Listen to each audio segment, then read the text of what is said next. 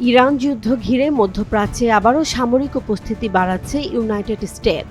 উপসাগরীয় অঞ্চলে আরও মেরিন সেনা এবং যুদ্ধ জাহাজ মোতায়েনের সিদ্ধান্ত নিয়েছে ওয়াশিংটন। মার্কিন কর্মকর্তাদের বরাত দিয়ে আন্তর্জাতিক গণমাধ্যম জানিয়েছে, পরিস্থিতি বিবেচনায় দ্রুত সামরিক শক্তি বাড়ানো হচ্ছে ওই অঞ্চলে।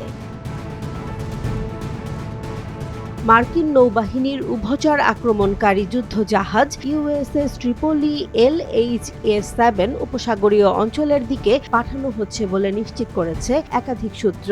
এই জাহাজে আক্রমণকারী হেলিকপ্টার, ল্যান্ডিং ক্রাফট এবং দ্রুত সেনা মোতায়েনের জন্য প্রয়োজনীয় সামরিক সরঞ্জাম বহনের সক্ষমতা রয়েছে।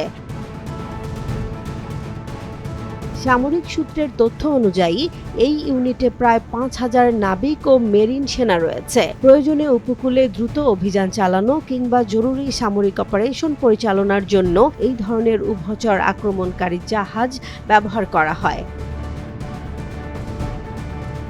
বিশ্লেষকদের মতে এই নতুন মোতায়েন শুধু সামরিক শক্তি প্রদর্শনের জন্য নয়, বরং বিশ্বের অন্যতম গুরুত্বপূর্ণ জ্বালানি রুট স্ট্রেইট অফ হরমুজে বাণিজ্যিক জাহাজ চলাচলের নিরাপত্তা নিশ্চিত করাও এর অন্যতম লক্ষ্য হতে পারে।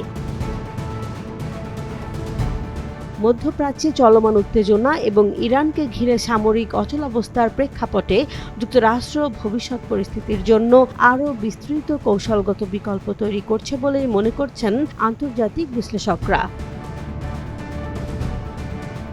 মধ্যপ্রাচ্যের পরিস্থিতি কোন দিকে মোড় নেয় তা এখনই বলা কঠিন।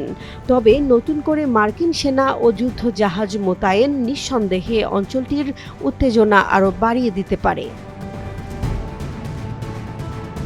জেসমিন জাহান, নিউজ ডেস্ক, জনবাণী।